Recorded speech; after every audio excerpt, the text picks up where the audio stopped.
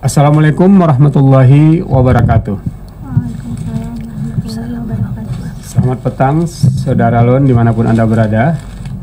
Petang ini kami berada di studio Serambi FM 90-20 MHz, berhimpun bersama untuk sebuah talkshow radio dengan judul Kontribusi Tokoh Perempuan dalam Pemenuhan Hak Perempuan dan Anak di Aceh. Sudah hadir di studio 3 narasumber. Dari kanan saya paling ujung itu adalah Ibu Suryawati Hasballah, biasa dipanggil Ibu Wati. Beliau ini adalah sekretaris KPPI Aceh. KPPI ini adalah Kaukus Perempuan Politik Indonesia. Minggu lalu kita baru bicara dengan ketuanya, ada Ibu Ismaniar, kita undang kemari. Hari ini sekretarisnya. Di sebelah Ibu Wati ada Ibu Jakia Derajat STR. STR CAP ini singkatan dari Sarjana Terapan Kebidanan. Ibu Jakia Derajat ini punya jabatan sebagai Wakil Sekretaris Bidang Pemberdayaan Perempuan Dewan Pimpinan Wilayah Partai Amanat Nasional. Selamat sore, Assalamualaikum Ibu Jakia. Waalaikumsalam, selamat sore Pak. Ya, berikutnya yang paling dekat dengan saya, ibunda kita Ibu Rasida SPD, Sarjana Pendidikan. Beliau ini adalah paralegal komunitas di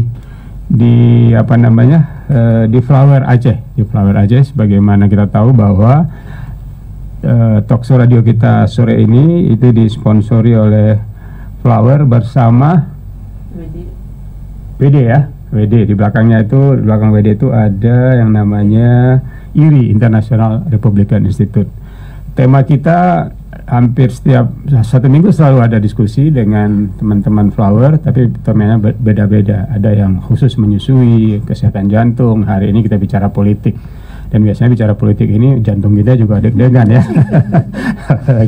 Nah, tapi alhamdulillah topik kita hari ini topik yang lebih mencatat secara dokumentatif apa sebetulnya kontribusi dari tokoh perempuan di Aceh dalam pemenuhan hak perempuan dan anak. Nanti kita akan proyeksikan ke depan bagaimana kita berupaya untuk menghasilkan tokoh-tokoh perempuan lagi yang punya orientasi untuk pemenuhan hak anak, pemenuhan hak perempuan dan anak. Ya, saya mulai dari yang paling senior di antara kita, Ibu Rasida. Apa catatan Ibu atau komentar Ibu terkait dengan tema ini, dengan juga menyebutkan ada beberapa tokoh perempuan di Aceh yang Ibu kenal dan kemudian punya kontribusi nyata di bidang pemenuhan hak perempuan dan anak. Silakan Ibu Rasida. Mari, selamat sore. Assalamualaikum warahmatullahi wabarakatuh. Waalaikumsalam warahmatullahi wabarakatuh. Alhamdulillah, saya sudah dapat hadir di sini. Alhamdulillah, sudah lama, mungkin beberapa waktu yang lalu juga sering kita selalu mengadakan acara seperti ini, tapi sudah lama karena corona ya baru ini betul. Kembali. Nah, berbicara masalah yaitu seperti apa adanya kontribusi saya sebagai seorang tokoh yang digelar, walaupun tokoh relawan besar-besaran, kalau dikatakan relawan mutlak dikatakan. Nah, mengapa hal itu saya utarakan di sini? Karena begitu setelah tsunami yang hanya tinggal segelincir ibu-ibu, juga ada segelincir juga bapak-bapak dan anak-anak. Nah, yang ini hidup tidak tahu kemana arahnya lagi. Nah, rasanya kalau dikatakan bahwa hukum pada waktu itu nggak ada hukum, apa hukum rimba, kita katakan bahwa kadang-kadang suami juga tidak pernah tahu bahwa istri hidup itu dengan keluarga itu punya semua aturan-aturan, tetapi kadang-kadang si suami ini juga sudah beranggapan yang bahwasanya kalau sudah memiliki istri ini bisa digunakan seenak-enaknya. Jadi ini adalah ladangnya, ya bisa dipijak seenak-enaknya. Nah, itu. Kemudian ada lagi isu-isu juga yang berkembang di tengah-tengah itu, yaitu adanya semacam tradisi ya. Kalau di desa itu tradisi seperti misalnya begini, adanya kejadian kekerasan terhadap perempuan perempuan dan anak ini tidak dipublikasikan. Tidak apa? Karena mengapa? Dianggap tabu. Ini tabu. Jadi kalau ada orang tahu, kita semakin apa namanya tercemarlah keluarga kita. Jadi nanti dianggap aib ya. Aib. Jadi ini apa? Jadi dengan adanya saya juga sangat berterima kasih dengan Flower Aceh, dengan masuknya Flower Aceh ke terutama ya ke desa kami. Dan Ibu desa Ibu di mana? ADT Aludia Tengah. Dan kemudian Kecamatan Meraksa dan beberapa juga desa lainnya juga masuk. Ini sering terus mengadakan sosialisasi. Apa aja yang dilakukan Flower di desa Ibu? Iya. Banyak, sangat banyak. Setelah tsunami itu panjang kali ceritanya dan banyak semua. Misalnya Flower selalu kalau pada waktu itu membangun psikososial dulu. Bagaimana supaya ibu-ibu atau bapak-bapak yang tinggal itu semakin kuat dan semakin sadar. Berarti di Flower ini di desa pun menghasilkan tokoh dalam tanda kutip tingkat lokal yang nanti juga bergerak untuk pemenuhan hak-hak perempuan, betul ya? Iya begitu. Jadi Flower itu banyak sekali berkontribusi juga ke desa-desa kami itu memberikan suatu ilmu penyadaran, kesadaran. Iya, dengan kesadaran bahwasanya tidak semua yang dilakukan itu tidak bisa sewenang-wenang. Misalnya mengetahui bahwa KDRT ini adalah tidak boleh dilakukan karena itu adalah merupakan suatu pelanggaran yang punya sanksi. Itu harus tahu. Karena kalau mereka tidak tahu itu punya sanksi, mereka sewenang-wenang. Nah itu. Dan kemudian lagi KDRT itu kadang-kadang terjadi walaupun bukan orang yang awam atau orang yang tidak punya pengetahuan, kadang-kadang orang pintar yang juga melakukan KDRT ini karena mereka mengambil kesempatan dalam kesempitan, dilihatnya bahwa perempuan adalah makhluk lemah. Nah itu adalah bagi mereka melakukan sewenang-wenang, tindakan yang menindas dan menjalimi ya Bu ya. Iya. Stop dulu. Saya beralih kepada Ibu Wati. Bu Wati, di KPPI Aceh, apakah ada program yang spesifik dibuat untuk memberikan kesadaran kepada kader politik perempuan untuk kemudian dia bisa naik level menjadi tokoh perempuan, dan ketika dia berada pada posisi tokoh itu dia punya perhatian dan fokus kepada pemenuhan hak perempuan dan anak? Baik. Assalamualaikum warahmatullahi wabarakatuh. Waalaikumsalam. Jadi di KPPI, Kokus Perempuan Politik itu yang sering kita jadi sebelum pertemuan itu seringnya misalnya kita mengadakan dulu semacam briefing Jadi di briefing itu seringkali Bu Ketua itu mengatakan seperti ini. Jadi artinya kita memang mencoba membudayakan itu ya. Misalnya mengatakan bahwa perempuan ini adalah pemimpin yang di dalam rumah itu harus sukses. Ketika dia sukses baru dia bisa bergerak di luar. Artinya apa? Jadi kan sebelum dia menjadi tokoh di luar, dia sudah menjadi tokoh di dalam keluarganya. Dia sukses dengan anak-anaknya, dia sukses dengan keluarganya, sehingga apa yang dikatakan oleh Ibu Rasidah nanti kekerasan di dalam rumah itu tidak ada, dia diupayakan, kemudian baru dia bisa menjadi tokoh di luar. Dengan kata lain, orang yang tampil di ruang publik adalah orang yang selesai dengan persoalan domestik, gitu ya kira-kira ya. Itu agar apa yang dia laksanakan nanti berbekas. Jangan sampai ditanya ibu aja bermasalah ya. Tapi kalau memang udah selesai teratasi itu nggak akan dipersoalkan lagi. Saya rasa sangat penting karena tokoh-tokoh perempuan Aceh itu dulu seperti itu. Misalnya Cunya Adin. Cerita sejarah boleh Bu, silakan. Misalnya Cunya Adin. Itu saya terkesan sekali dengan Cunya Adin itu, dengan Teku Umar itu. Walaupun beliau sebagai seorang istri, saat itu kan ada cerita ini dibelokkan atau tidak, wallahu alam. Tapi yang kita tahu ketika Teku Umar itu berbelot katanya, membelot ke Belanda. Nah, apa kata seorang Cunya Adin itu? Artinya beliau udah beres dalam dirinya ya, bukan ikut-ikut saja, tapi beliau mengatakan kiban nyo cubang, menyecubang salah, maka lon pon yang akan melawan. Jadi artinya beliau sudah beres dengan dirinya sendiri. Kemudian Malahayati lagi. Nah, Malahayati bagaimana beliau bisa mengumpulkan perempuan-perempuan yang saat itu istilahnya kalau perempuan yang suaminya meninggal itu kan agak gimana gitu ya, agak down, dikumpulkan sehingga menjadi laskar. Mereka punya laskar Inong Bale namanya. Inong Bale. Dan dia pimpinannya. Pasti pimpinannya itu punya jiwa yang teguh sehingga bisa menghasilkan yang seperti itu. Oke. Ibu Zakia, secara spesifik kali ini Ibu mewakili Partai Amanat Nasional. Kalau minggu lalu kami undang dari Ibu Yuniar itu dari Golkar ya. Jadi memang program ini menarik nih, dibagi-bagi. Orang-orang partai selalu dihadirkan karena kita ingin tahu bagaimana sebetulnya proses pengkaderan di partai itu yang paling tidak bisa menjawab kebutuhan hadirnya satu tokoh, lahirnya politisi perempuan yang dia itu punya konsen di bidang pemenuhan perempuan dan anak. Bisa juga misalnya ketika dia jadi anggota DPRA misalnya atau DPRK, paling tidak kalau dana pokirnya itu diarahkan kemari lah, kira-kira seperti itu. Gimana Ibu dari perspektif PAN ini melihatnya? Baik Pak, terima kasih atas kesempatannya. Kalau dari PAN sendiri itu untuk perempuan itu diberikan keluasan, kesempatan kesempatan yang luas dalam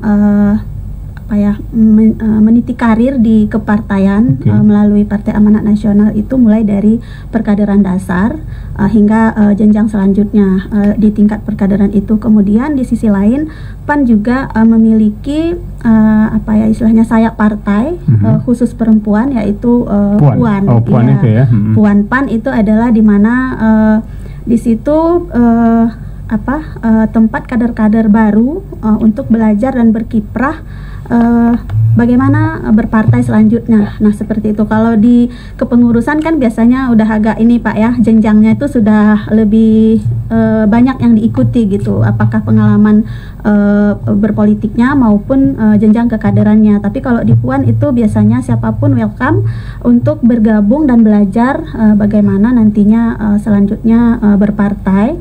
Kemudian bila mereka siap untuk melanjutkan ke pencalekan, itu akan ada nanti bimbingan teknis atau BIMTEK yang wajib diikuti. Nah seperti itu, sehingga mereka dalam hal memperjuangkan hak-hak perempuan dan anak ini juga punya koridor gitu Pak. Tidak semaunya gue gitu kan, tetapi harus juga seiring sejalan dengan apa sih sebenarnya program pemerintah. Nah seperti itu. Mungkin begitu Pak. Menyebut nama Ibu, saya teringat pada tokoh hebat namanya Profesor Zakia Derajat. Ya, dia psikolog dan juga ahli pendidikan gitu kan, tokoh ternama lah di Indonesia. Nah sekarang dalam konteks Aceh, Ibu punya nggak sosok perempuan ideal yang kemudian menjadi idola Ibu? Apakah yang sudah meninggal di bidang perang misalnya, di bidang perjuangan, tapi kemudian ada juga kayak Pocut Baren di bidang pendidikan, atau ada tokoh lain yang saat ini layak kita jadikan idola untuk konteks lokal? Silakan Bu Zakia. Kalau saya itu memang Pak khusus untuk Aceh itu pasti Cunyadin ya. Nah seperti itu, Laksamana Malahayati. Tapi itu kan yang zaman perang ya. Tapi untuk saat ini mungkin tokoh yang juga saya kagumi dari Aceh itu salah satunya Ibu Iliza. Ya. Apa di bagian mananya Ibu kagumi dia? Kekuatan beliau untuk bisa sukses di politik itu tidak mudah gitu. Oke, dia rintis dari nol mungkin ya.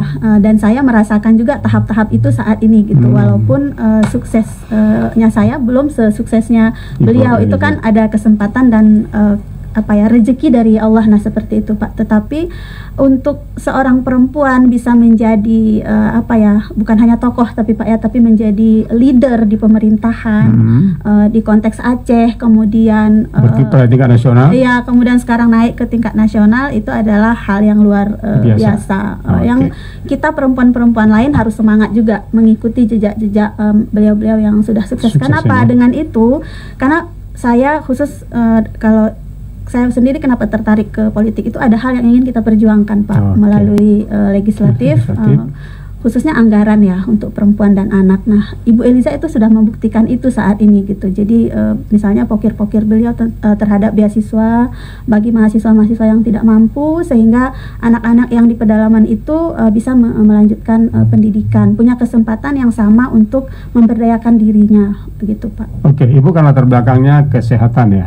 Kalau Ibu lihat apakah misalnya pokir-pokir baik di tingkat kabupaten kota atau jangan jauh lah, Banda Aceh saja dulu dan provinsi, itu udah mulai banyak mengarah nggak ke ini tadi, pemberdayaan perempuan dan anak, terutama misalnya untuk mengatasi penyakit-penyakit khas, stunting dan lain-lain gitu. Gimana Ibu? Karena sekarang saya bergerak di bidang lebih kesehatan tetapi dalam kebencanaan Pak ya. Oh, kebencanaan. Sesuai ngambil basic pendidikan, ya? Ngambil S2. Seperti itu, saya melihat ini masih sedikit begitu. Masih sedikit orang yang punya perhatian terhadap kelompok rentan. Nah, kelompok rentan dalam kebencanaan ini kan termasuk perempuan ibu, dan anak, bayi, balita, lansia, dan disabilitas. Ini sangat itu masih minim ya. Sangat minim sekali. Ibu buat tesis Ibu tentang itu ya nanti ya. Mudah-mudahan cepat selesai. Amin, insya Allah Pak. Sebelum saya ke Ibu Rasida, saya mau bertanya dulu kepada Ibu Wati, karena tadi udah singgung-singgung kan. Ibu udah nyinggung Cut Nyadin, udah nyinggung Cut Mutia. Sementara beliau ini dua-duanya disinggung, ada Malayati, tapi ada sosok terbaru yang dimunculkannya beliau itu tadi adalah Ibu Elijah. Nah, saya kembali ke Aceh abad 16-17. Aceh itu kita punya 39 sultan, 4 diantaranya perempuan. Tadi nggak ada satupun yang nyinggung gitu. Ibu punya catatan menarik nggak, atau ada catatan khusus tentang sultanah kita ini? Silakan. Memang saya sering membaca tentang sultanah itu. Hal itu ternyata memang luar biasa ya, bisa membekas dalam diri kita dalam gerak kita. Karena ternyata perempuan berpolitik itu kalau di Aceh itu dasarnya sangat kuat. Ya, dasarnya sangat kuat. Dia terjun di politik itu bukan main-main dan bukan sekadar ikut-ikut, tetapi dari latar belakang sejarah sebelumnya memang ada. Jadi hebatnya perempuan Aceh di bidang politik bukan sesuatu yang ahistoris, bukan sesuatu yang historis. Sesuatu historis. Jadi betul-betul memang digeluti, diikuti. Kemudian kalau misalnya dari dulu perempuan Aceh bisa menjadi sultanah, bisa menjadi raja, berarti sekarang pun perempuan Aceh bisa seperti itu kalau itu digeluti secara benar. Nah, caranya ya tentu harus semakin belajar tentang dunia saat ini. Nah, karena kan beda dulu beda zamannya ya. Beda zamannya. Nah, tetapi dalam diskusi kita minggu lalu ternyata susah menjadi tokoh perempuan di bidang politik saat ini karena ada hambatan bahwa laki-laki menganggap harus mereka lah yang jadi pemimpin. Iya, saya ikut. Ibu gimana tuh? Ibu sanggup apa enggak? Iya. Jadi sebenarnya bagi saya laki-laki itu bukan sebagai sebuah sosok yang menakutkan. Ya, seandainya kita perempuan ini bisa menunjukkan kualitas. Bisa menunjukkan kualitas. Jadi kualitas kita ini kita tunjukkan karena laki-laki dan perempuan ini diciptakan oleh Allah itu untuk berjalan bersama. Nah, selama ini kenapa belum bisa berjalan bersama? Barangkali kalau satu sisi memang disalahkan laki-laki itu selalu ingin jadi pemimpin, tapi bagi saya sisi yang lain kita juga harus menunjukkan bahwa kita bisa. Nah, kalau kita menunjukkan kita bisa, kayak Ibu Megawati misalnya, siapa yang berani?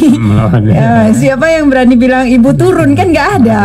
Ketika beliau bisa menunjukkan kualitas diri, dan kualitas ini harus ditunjukkan secara rutin. Continue dia. Jangan putus-putus dan hanya bicara satu bidang terus berhenti. Jangan seperti itu. Dan berarti juga nggak salah kalau Ibu Mega setelah dia menyiapkan generasinya yang perempuan juga ya. Iya. Nah, seperti itulah berketerusan ya. Apalagi kayak sultanah kita itu sampai 4 periode ya, selama 59 tahun. Iya, dan memang harus disiapkan. Nah, itu satu penyakit perempuan yang barangkali tidak menyiapkan kadernya lagi begitu. Puas dengan sebatas dia Puas dengan sebatas dirinya dan tidak dengan bapak-bapak. Bapak-bapak tidak seperti itu. Pasti dia menyiapkan. Jadi kita sama-sama, jadi jangan saling menyalahkan. Laki-laki juga ada sifat seperti itu, perempuan juga ada. Sekarang ayo berjalan bersama untuk Aceh yang bangkit seperti dulu. Ya, seperti pada zaman dulu bahwa perempuan bisa jadi pemimpin, laki-laki bisa jadi pemimpin, mereka berjalan bersama sehingga memang betul-betul bisa Aceh ini kembali berkembang seperti dulu. Karena Aceh ini adalah harapan dari semuanya, harapan dari Indonesia, harapan dari dunia, umat Islam dunia juga ya. Oke. Sekarang kembali ke Ibu Rashidah. Ya. Ibu orang asli Aceh? Asli Pak. Asli Aceh. ya. Oke. Apa yang Ibu pantas banggakan kepada orang luar sebagai orang Aceh dalam konteks topik kita sore ini, Bu? Nah, terutama sekali bangga sebagai wanita Aceh. Bangga sebagai wanita Aceh karena mengapa? Wanita Aceh ini mungkin ya kalau dihitung-hitung, dilihat-lihat mungkin saya kurang membaca juga nggak tahu. Saya juga dapat melihat mengatakan bahwa tokoh tadi, ya tokoh yang sangat saya banggakan adalah Putropang. Putropang itu adalah orang yang membuat undang-undang. Kalau kita kanun di negeri ini, itulah dibuat oleh Putropang. Tapi Putropang itu dari Pahang loh. Iya, tetapi itu Malaysia, sudah menjadi istri dari salah satu. Dia dia yang membuat kanun peraturan yang ada di negeri kita ini, Nangro Aceh ini. Kenapa dia bisa membuat? Kenapa enggak suaminya? Suaminya kan raja waktu itu. Nah, kita ketahui bahwa dia memikirkan bahwa perempuan ini tidak boleh kehilangan haknya. Bagaimanapun perempuan bisa menunjukkan melebihi, bisa membuat semacam seperti tadi undang-undang. Nah, ini tidak harus dipikirkan oleh laki-laki. Perempuan juga lebih mampu. Jadi oleh karena itu dia bersepakat dengan Sultan Iskandar Muda untuk supaya Sultan Iskandar Muda menyerahkan tata kerajaan 1 hari 1 malam kepadanya, naik bendera lain, bendera dari Putropang. Putropang selesai membuat ini dengan semua perdana menterinya. Nah, itu mungkin sejarah yang jarang juga saya baca itu. Saya sedang juga baca seperti Ibu katakan tadi. Iya. Nah, kemudian juga seperti tadi kita kembali ke tokoh yang sangat saya banggakan juga, tokoh perempuan kita juga seperti tadi disebut yang baru kita bilang seperti Ibu Elijah. Saya sangat senang karena mengapa? Begitu ada kejadian-kejadian seperti kekerasan terhadap perempuan dan anak, dia sangat intens menanganinya. Saya begitu saya telepon, sebenarnya dia wali kota kan, kita siapalah orang desa kita bilang, tapi dia langsung serius dan menanggapi dan turun langsung tangan. Nah, dan itu yang saya banggakan terhadapnya. Saya banyak kejadian-kejadian yang saya tangani di tingkat desa, sampai kita bilang seperti merujuk ke bekerja sama dengan pemerintah seperti P2 P2A, dan kemudian kita nggak selesai sampai di situ, sampai juga kadang ke kantor polisi juga kita jalani, walaupun 1 malam ketiduran di kantor polisi, tapi kita jalani itu dengan ikhlas karena kita anggap bahwa pekerjaan itu adalah pekerjaan mulia, dan kemudian banyak menghasilkan untuk kemaslahatan orang banyak. Nah itu. Oke Bu, di tingkat desa Ibu lihat kalau misalnya starting pointnya dari desa, kita ingin menciptakan kader perempuan yang katakanlah terpandang kemudian jadi idola, itu prasyarat ya mungkin ya, prasyarat atau kriteria apa yang harus dipenuhi oleh anak-anak ini tadi supaya dapat mencapai sosok ya minimal kayak Ibu Elijah lah kira-kira seperti itu kalau kita bicara kita bicara dari desa dulu. Nah, seperti apa kita dia meyakinkan dan mengajak bahwa tidak ada orang, tidak ada sosok siapapun yang punya keinginan itu merasa dia tidak berhak, tidak tidak sesuai lah, tidak level lah kita katakan. Karena apapun kita di situ kita mengajak dan kita tanamkan kepada yang akan menjadi kader-kader nanti, yang bahwasanya tidak hanya perlu kecerdasan, perlu kecerdasan, tapi adalah kemauan dan kemampuan itu di atas segalanya. Dia mau dan mampu berusaha dan berjuang.